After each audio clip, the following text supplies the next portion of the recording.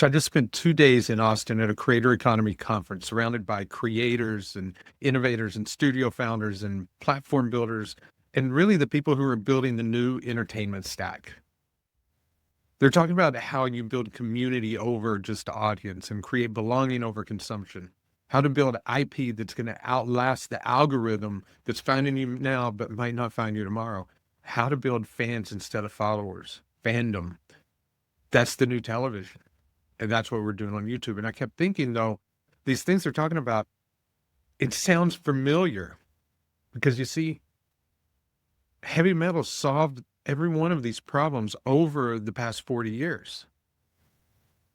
So, Creator Economy Playbook says that you need to build community over just an audience, sell identity over just content, create belonging, not just consumption, essentially build fandom that doesn't need the algorithm to find you.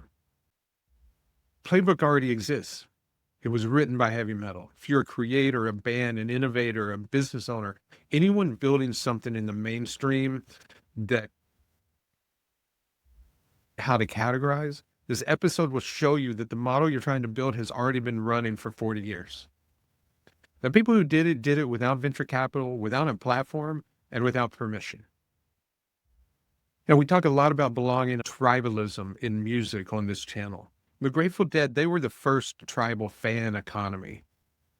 Tape trading and parking lot markets and a touring economy and ecosystem that followed the band from city to city. It was real. They were not taking that away from them. But the Deadheads are a participation model. You have to be there. You follow the tour. You trade the tape. You're in the room.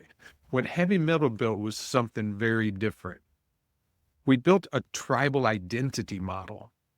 You didn't have to be in the room. You wore the shirt to school and you got sent home. You played the record and your parents called your pastor.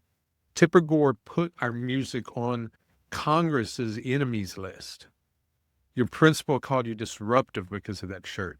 Your church said your music was evil and they burned your records while your parents cheered them on. So the tribe did not form because you showed up somewhere at a moment in time together. The tribe formed because the world told us that this thing that we loved was evil, but we chose it anyway, and we chose each other. It's a fundamentally different kind of tribal formation, and it's one that the modern creator economy is building on. See, creators were dismissed the same way that metalheads were dismissed. Think about it. Think about how maybe you thought about influencers and creators, and it's a kid in their parents' basement with a ring light, that it's not a real job. It's not real art. It's not a serious career. The mainstream ignored them. Parents worried about them, and institutions and companies and brands refused to take them seriously. But the people who kept creating anyway, they built tribes, they built that fandom around that shared defiance. And now those tribes are a $250 billion economy heading to 500 billion and beyond.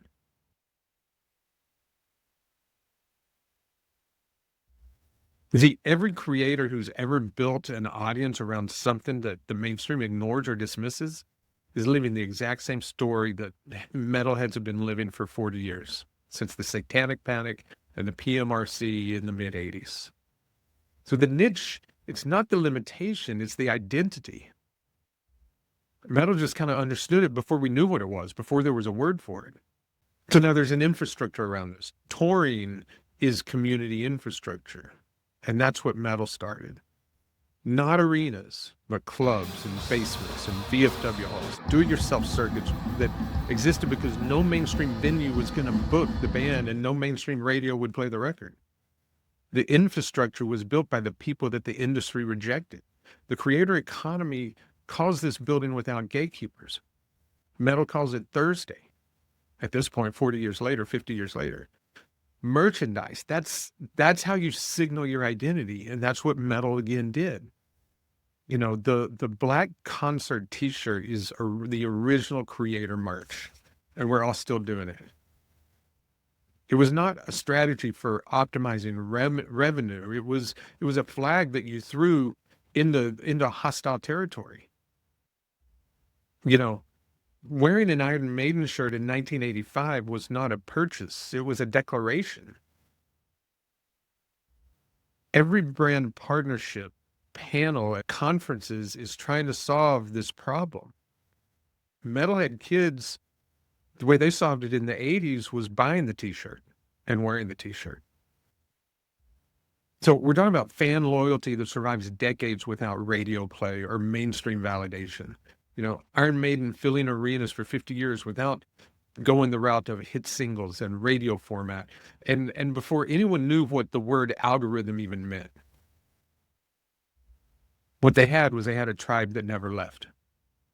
They had a tribe, a group of people who all belonged together with them. In the creator economy, this is community over audience. This is what Tuesdays look like at the Brass Mug in Tampa, or Come and Take It Live in Austin, or Churchill's here in Miami. Do-it-yourself distribution before the internet made it easy. International tape trading networks for Florida death metal, fanzines, word of mouth that moved our music across continents without needing a label or a distributor or a marketing budget.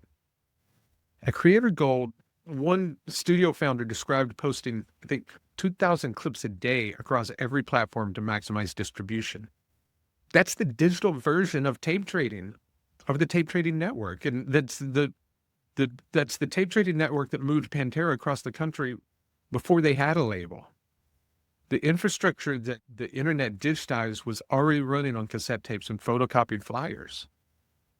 Changed, but the tribe still function.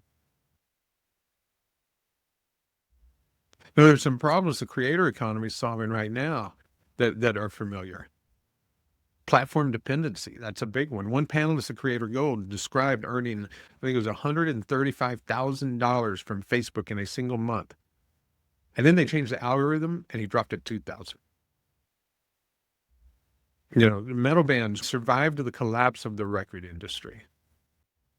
The death of MTV that we all grew to love our music on. The Napster revolution, where the audience decided that music was worth zero. Now the streaming economy.